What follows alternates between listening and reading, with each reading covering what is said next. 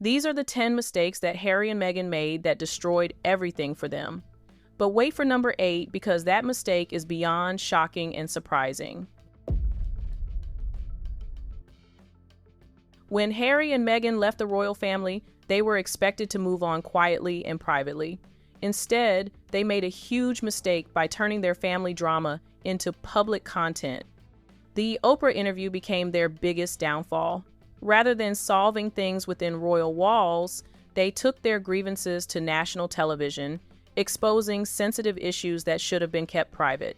The interview was seen by many as a calculated move for profit and attention rather than an honest attempt to seek understanding. I want him to be a prince or a princess, not knowing what the gender would be, which would be different from protocol, and that he wasn't going to receive security. What? It was really hard. And it didn't stop there. Harry wrote a tell-all memoir called Spare, spilling even more royal secrets, which painted them as bitter and attention-seeking instead of victims. That one decision damaged their integrity and reputation in a way that might never be repaired. Harry and Meghan declared war on the British tabloids, suing newspapers and constantly criticizing the media. Overseas now, Prince Harry announcing plans to sue 2 major tabloids for alleged phone hacking. Harry accusing the owners of The Sun and the Daily Mirror of intercepting voicemail messages. But here's the twist. They still relied on the same press to promote their projects. That contradiction made them look insincere and manipulative. You can't spend years dragging the media, then turn around to use it when you need publicity. What did they expect those same reporters to say? Praises? Of course not. This double standard painted them as hypocrites in the eyes of journalists and fans alike. It was a self-inflicted wound that damaged their credibility forever. Leaving the royal family wasn't the main issue. Many would have understood if they simply stepped back quietly. But instead, Harry went all in, publicly criticizing his father, King Charles, and his brother, Prince William. You know, my brother and I love each other. I love him deeply. There has been a lot of pain between the two of us, especially the last 6 years. Meghan's tension with Kate Middleton became headline news, further fueling the divide. These feuds turned them into complete outsiders, cutting off any chance of reconciliation. Family disagreements happened, but airing them to the world only deepened the wounds. However, he also makes it clear that when you cross his red line, that's it. It's war. This is William, as you probably have never seen him before, but as those close to him know, is how he is behind the scenes. By burning those bridges, they lost not just titles, but trust, respect, and the royal support system that once protected them. The moment they left the royal family, they were flooded with opportunities. Netflix, Spotify, book deals, speaking gigs, and more. It all sounded exciting at first, but this rush for success turned into one of their biggest mistakes.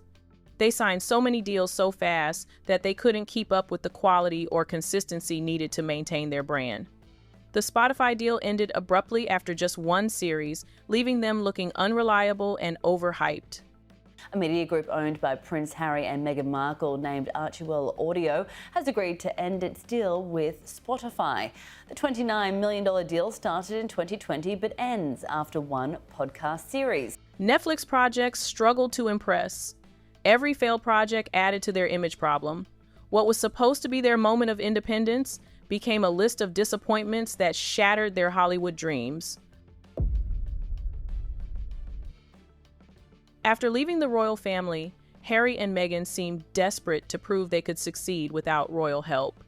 They showed up everywhere: podcasts, documentaries, interviews, speeches, you name it, they were there. At first, the world was curious, but soon, fatigue set in. Overexposure killed the mystery.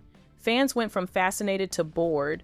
What could have been a classy, strategic rebrand turned into media oversaturation? Instead of appearing powerful and independent, they came across as desperate for relevance. Before Meghan came into the picture, Harry was known as the fun, lovable prince, the one everyone adored for his sense of humor and charm. But after leaving royal life, everything changed. He began to look angry, resentful, and lost. His memoir, Spare, sold millions but revealed too much. What was meant to show vulnerability ended up portraying him as a man obsessed with revenge rather than growth. Understand why on earth he would want to put that out there. I know he's selling a book, but to me, it's gauche. It's just not done. He went from being the cheeky prince people loved to someone constantly complaining about his past. His once golden image dimmed, and that change might be permanent. Instead of handling challenges privately, Harry and Meghan tried to turn every controversy into a media campaign. Whether it was a lawsuit, a feud, or a rumor, they always had something to sell or promote alongside it. It became obvious that every issue was being monetized. This made them look more like influencers chasing clicks than royals who valued dignity. Over time, the public stopped taking them seriously. It's hard to see someone as noble when every problem becomes another PR opportunity. In the early days of their marriage, people saw them as the couple who brought fresh energy and diversity to the royal family. They were the fairy tale pair everyone wanted to root for. But as time went on, their charm faded. Their story stopped being about love and hope and became about conflict, fame, and bad decisions. The royal family supported them, and the public was interested in their story, but their endless complaints and business ventures made them unlikable. The very qualities that made them beloved vanished, leaving behind a brand built on drama and exhaustion. The moment they stepped down from royal duties, all the benefits of royalty disappeared. They lost taxpayer-funded security, royal patronages, and certain official privileges. Prince Harry has lost his Court of Appeal challenge over the level of security protection he and his family receive in the UK. The Duke of Sussex was appealing a decision by the Home Office Royal and VIP Executive Committee to downgrade his security after he stopped being a working royal and moved to the US. Without royal backing, they became ordinary celebrities with none of the prestige or safety they once enjoyed. Imagine going from palaces, living as a royalty without any worries, to knocking on doors for meetings and trying to find work and brand deals. It's not just a downgrade, it's a complete lifestyle change. They traded influence and security for fame, and the cost was higher than they imagined. Their biggest and most defining mistake was walking away from the royal family without a proper plan. Meghan did have a plan, let me be clear about that. It's just that it was a disastrous plan. Megxit, as the media called it, was supposed to give them freedom.